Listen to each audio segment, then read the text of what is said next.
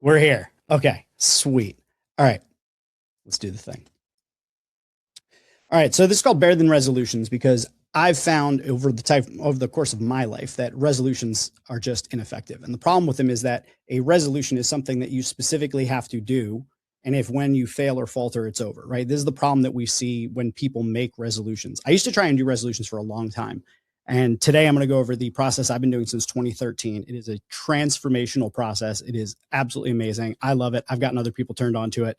And it is something that I discovered from someone else, and I'll explain that later, but have really dug into it and adapted it and dug into it for myself. So this is where I see the problem with resolutions. And if this looks familiar, it's probably this sort of thing, right? So in December, you're like, man, I really got to get back to the gym. I'm out of shape, right? And then in January, you go back to the gym in January, and what do you see? You see every single person because they're like, I'm going to go to the gym 5 times per week. I'm going to get like totally ripped this year.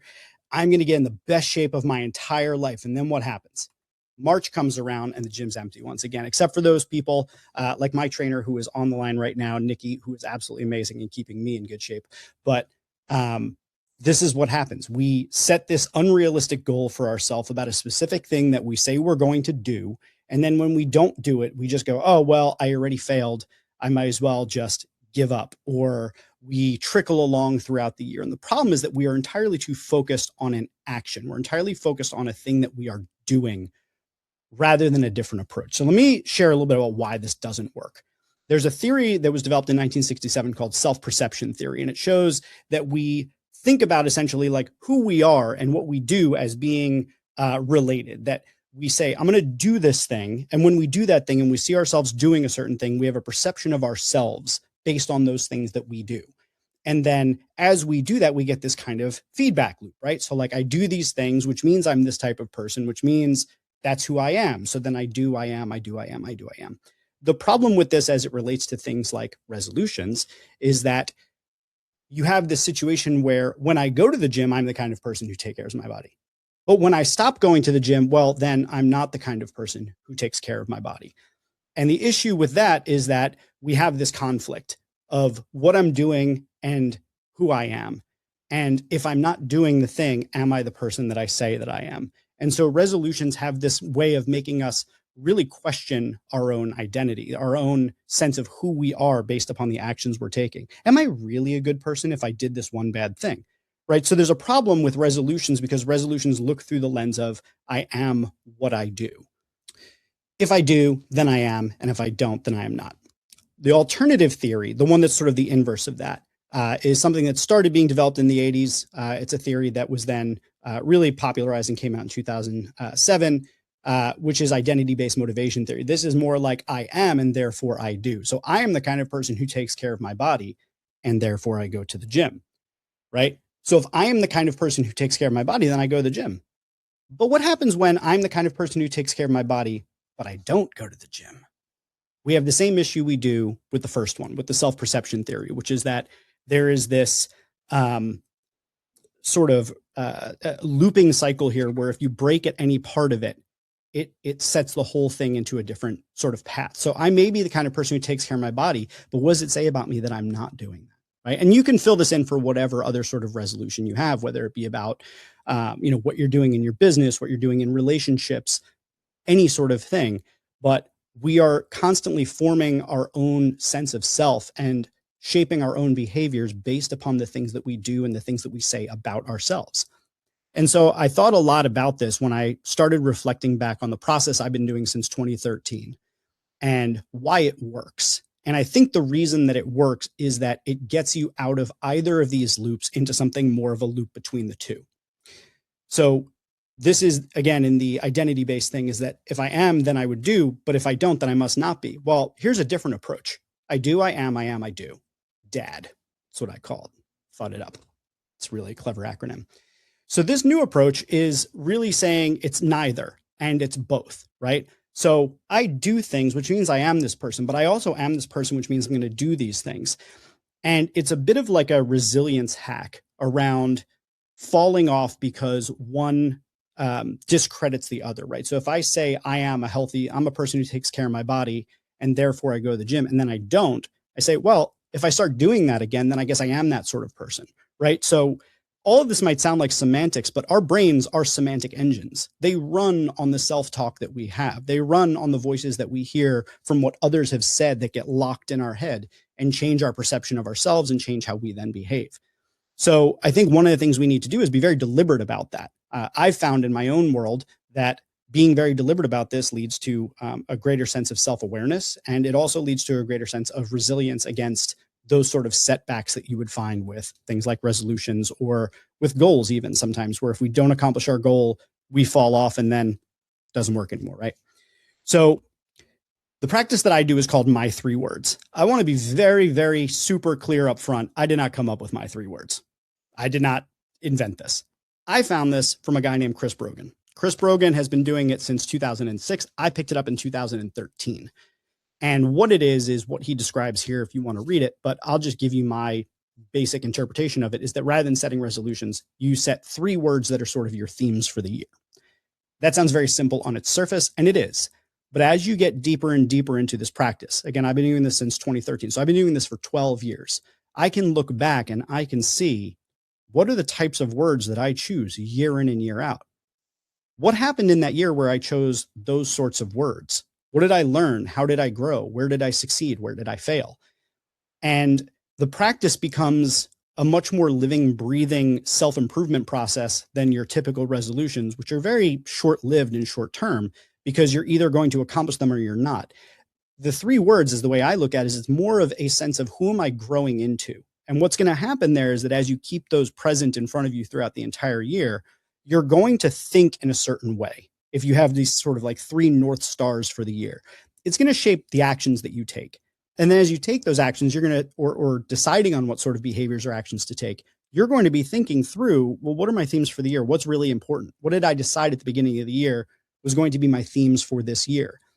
And because it's only 3 words, 3 ideas, basically, you give yourself something that's very tangible, because it's tangible, but not specific, right? The problem with resolutions is sometimes they're too specific. You say, I'm going to go to the gym 250 times this year. And at some point during the year, you're going to see, oops, I missed 1 or 2 days. I'm not going to hit that goal. And then your motivation drops off. The thing about the themes is that you can carry them through the entire year. There's no point when you pick a theme for yourself where you have to drop off, because it is about having a theme for the entire year. And all of those things that you might choose are still always in play until the end of the year happens. So I'm going to take you through now a little bit of like how I go through this, how I think about this, and then I'm going to try to get right into the part that's a workshop that's for you to select your own words. But I want to give you context about how this works and how it works best. So for me, when I do this exercise, I have sort of my own personal North Star guiding me. And I maybe think for yourself, what is your North Star here that you're trying to accomplish? I'm always thinking, how do I become a visible, helpful leader who helps people and builds movements while designing a sustainable, boundaried life where I am healthy, present, and deeply connected? I did not come up with this in like a second, right? Like this took years for me to figure out, like, what am I actually trying to do? This statement came out of themes and patterns that I recognized from year to year to year. Early on in doing this, I noticed one of my big patterns was expansion and contraction. I was in one year saying, I really need to focus in. I need to be really deliberate about these few things. And then in the next year, because I focused so intently on that thing, or was so narrow, I would say, oh man, in being focused, I really lost sight of the bigger thing. I need to go bigger now, right? And so a lot of this was around my energy. It was around my capacity. It was around what I produced. It was around my health. There were all of these categories that I kept expanding and contracting.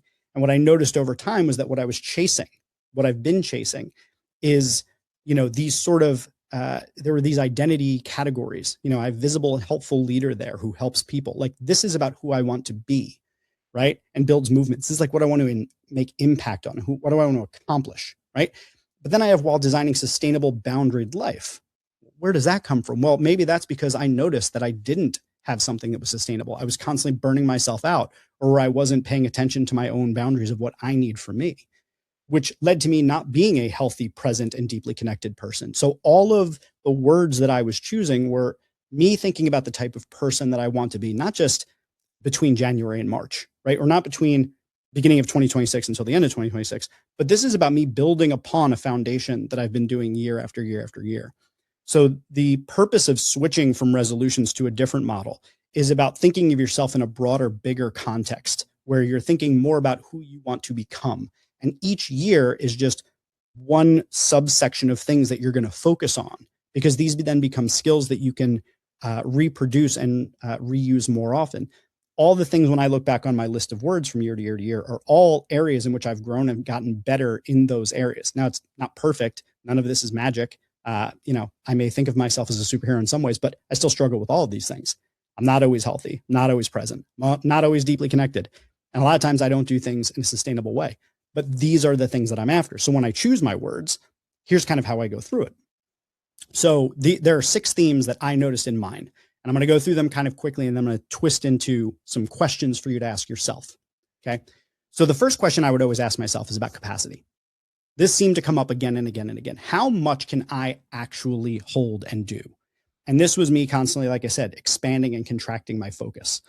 How much should I really be focused on this year? Some years I'm like, I'm going to write a lot, or I'm going to read a lot. And then others I was like, I need to read less and write less because I need to focus on other things. So it was really about how do I keep my ambition, but live in a way that's actually livable. So this is understanding what can I actually hold. The next one I think about a lot, being a solopreneur, and even back when I had my agency and everything, was about visibility, reach, and audience. This was about if I'm trying to build movements, if I'm trying to do impactful work, I need to have attention, right? But there's a problem here. There's a tension, because in order to have and build an audience, you have to do the work. You have to actually do things worth talking about. You have to build things and places for people to come to. The Superhero Institute was a 5-year project that I have been thinking about and working on, and finally was able to release. So I think a lot about, how do I reach more people? How do I build an audience and visibility? But then I also sometimes have to say, well, if I'm just doing that, then I'm not actually spending time thinking, not actually spending time writing or building. I'm just chasing this audience, right? So it's a getting bigger and a getting smaller. Am I focusing on the work, or am I focusing on promoting that work? So there's a balance there. How do I achieve impact at scale? Identities and roles have been a big one. Over the last 10 years, I've had so many roles that have changed. I became a father. I became a husband. I had a lot of different things change for me. And I had to think a lot about, who am I becoming? How am I living these values? How am I claiming agency over who I want to be? And who do I need to be in order to do these different themes that I want to approach, right? So identities and roles is the third one. The fourth one is relationships, love, and connection. This is about a major one for me. I'm ADHD. And for me, a lot of the things that I struggle with ADHD is that if somebody is not right in front of me, they basically don't exist. And that's not because I don't love them or I don't care about them, but it's because I just simply forget that they exist, even my closest friends. And that brings me a lot of negative feelings, sometimes shame, sometimes embarrassment. A lot of times it just makes me sad that I'm not connecting to some of the people in my life or being present with them as I focus on whatever has got my attention, whether it be a special interest or an ongoing project. So I think a lot about, how do I make sure that I keep touch with the people that are important to me, because it is a real struggle for me. So in my words, I've seen that come up again and again. Relationships are a big piece of this. Ambition, growth, and big swings. These are often things that I pair with structural type words, because the only way that I know that I can grow and I can step into my ambition or take on big projects is I need systems. If I don't have a structure or a system, I know that I can't do it. So a lot of times I'll use words here that are about a particular way that I'm going to take a big swing. And this is about constant improvement and growth. And I believe this is the final one, which is self-regulation and boundaries. And this is, again, thinking about limits cognitively, sensorially. How can I continue to make sure that I'm in the right environment? How do I make sure that I'm setting the right boundaries? How do I make sure I'm doing all the things I need to do in order to thrive? So I put words in there about that. Sometimes I had words like rest or no. No was a big one, right? Like I say, if somebody's like, I need help, I'm like, yes, I'm an automatic yes. I took an entire year where I tried saying no. It was hard as all hell, but these are one of the sorts of things where I learned how to actually stand up for some of the things that were really important to me instead of just giving my energy away. So when I look back on all of my years of selecting words, I had a certain selection criteria that sort of bubbled up to the top. In the very beginning, I picked a lot of words that were all in the same kind of category. It was like grow my business, grow my business, grow my business, right? Or grow myself, grow myself, grow myself. But what I found is actually a really healthy way of approaching this that I found the most success with is I try to pick one word that's about me. It's personal, it's interstate, it's how I feel, it's who I am, it's what I'm trying to be as a person, as a how I show up in this world, right? The second one is something about work, something about impact, something about visibility. This is about what I'm doing professionally and how I show up in the world professionally. The third one for me is usually some form of a constraint. It's usually some sort of an operational word where I'm thinking about like, well, what do I need to do specifically kind of differently? How do I need to think about things in a different way? So I'm going to give you 5 minutes now to do this work for yourself, to think about your questions to consider. 5 minutes to think about these 5 questions. And I just want you to write down anything that comes to your mind here. This isn't about coming up with your 3 words yet. This is the kind of preliminary work in order to come up with your 3 words.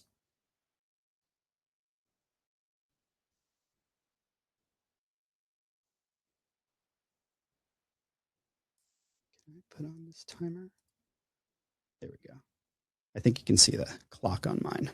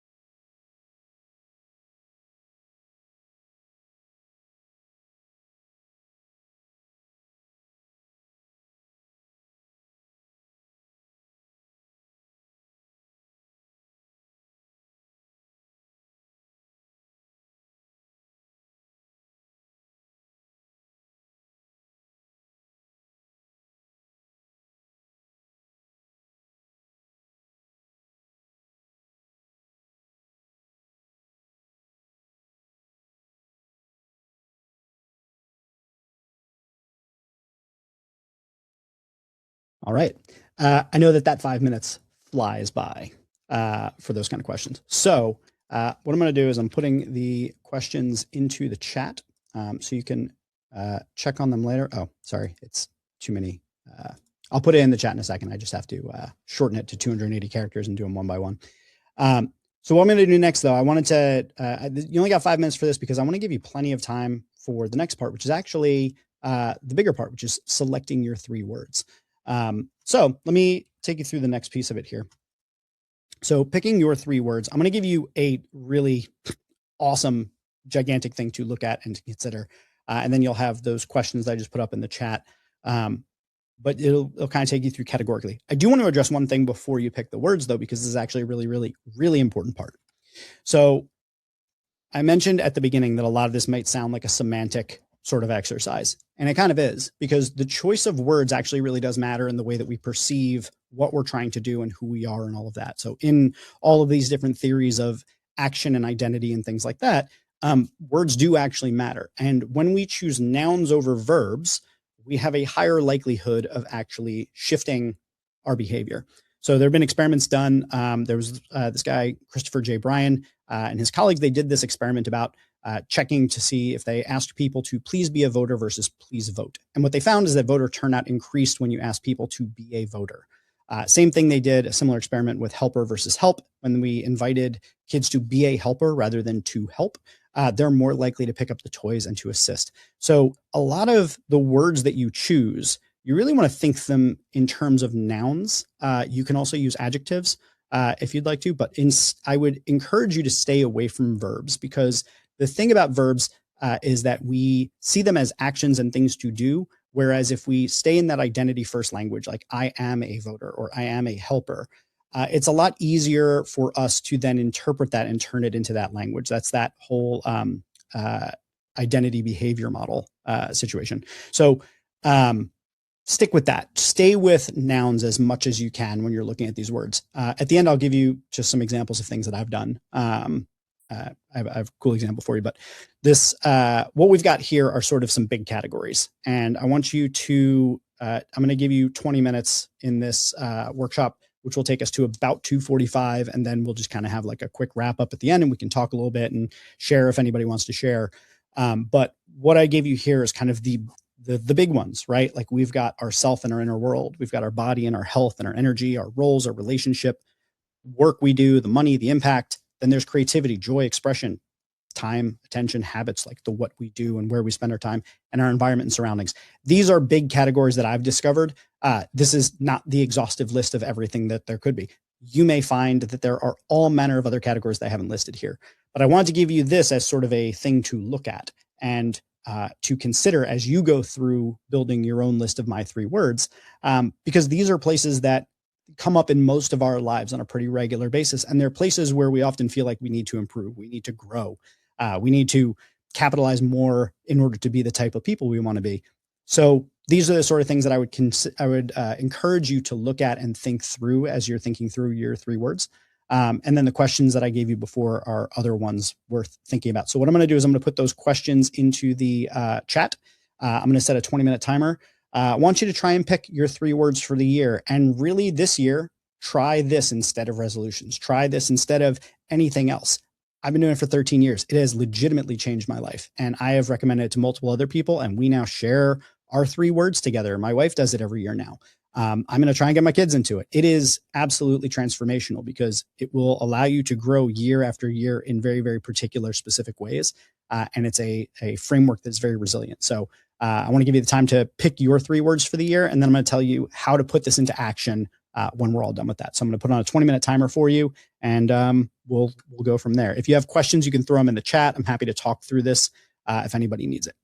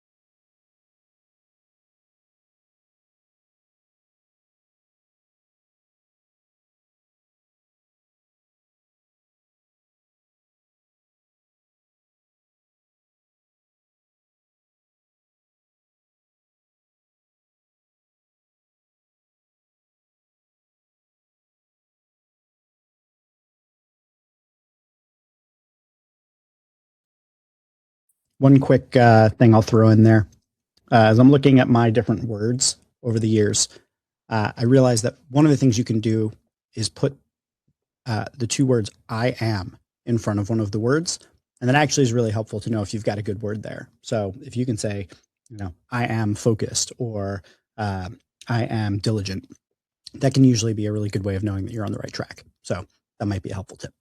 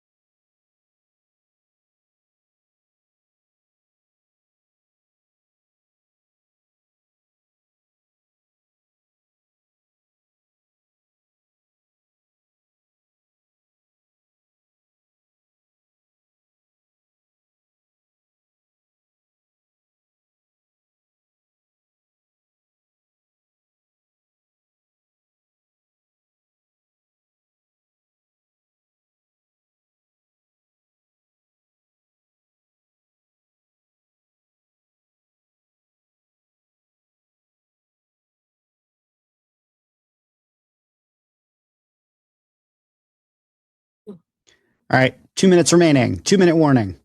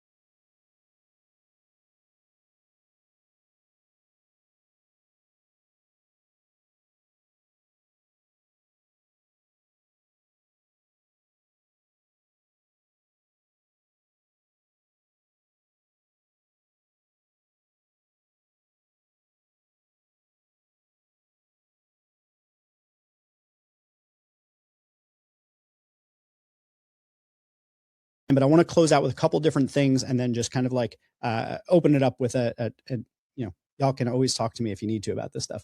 But important to note, none of this is magic, right? You can all the things I told you about, like the behavioral theories and things about that. These are all just things that show that it works a little bit better, right? Like just because you chose a noun instead of a verb doesn't mean you're going to win. Just because you're doing 3 words instead of a resolution doesn't mean you're going to get there.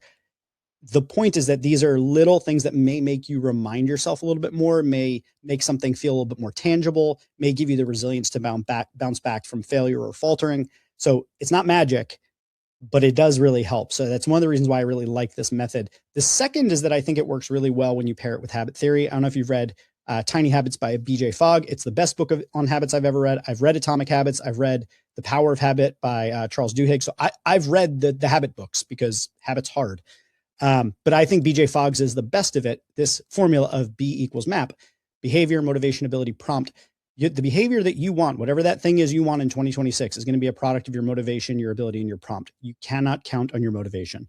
It waxes and it wanes. It goes up, it goes down. So you can only really adjust that formula reliably on ability and prompt. Ability means make it small and make it easy. Whatever that thing is, make it really, really, really within reach.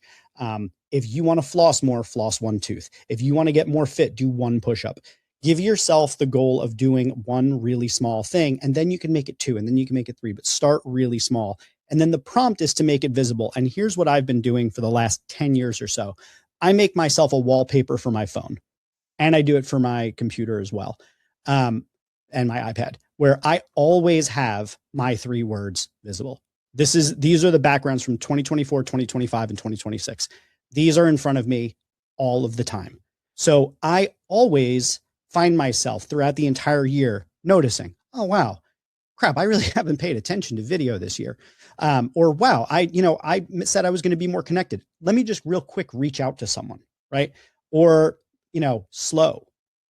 I'm going really too fast right now. Maybe I should really stop and think and slow down and take my time and breathe.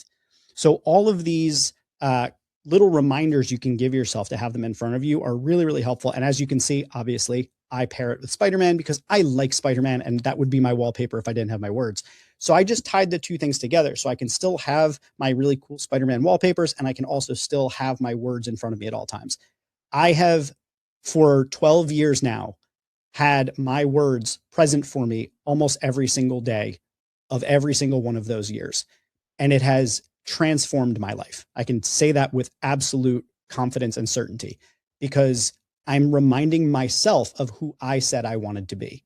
And so I hope that this practice has been helpful for you already, but this is like the least important part of the whole process in some ways, because what you do 5 years from now, 10 years from now of this process is that's actually where the real magic happens. When you look back and you see the trends across your words over the years, that's where the real magic happens.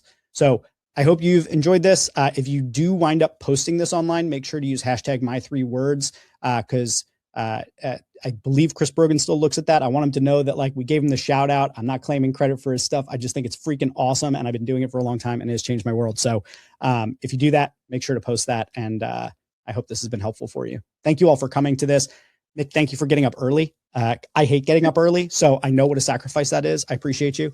And I hope to see you all on the next events that we do. I have another one planned for later this month called Choosing I think it's called Choosing Your Impact Statement or Crafting Your Impact Statement. There it is. And that's about understanding what is the impact you seek to make in the world. And I'm going to take you through the process that I go through for that. Cool. Love you all. Thank you. you. Thanks, Jeff. Bye. Thanks, guys. Bye.